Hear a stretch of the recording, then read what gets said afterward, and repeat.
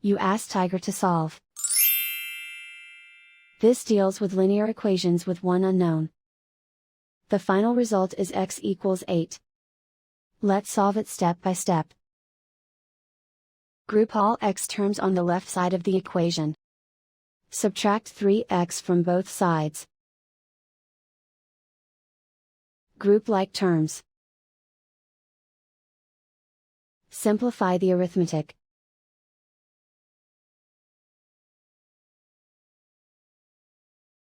Group all constants on the right side of the equation. Subtract 8 from both sides.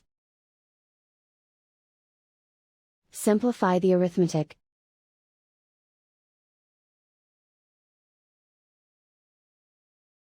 Isolate the x. Multiply both sides by -1.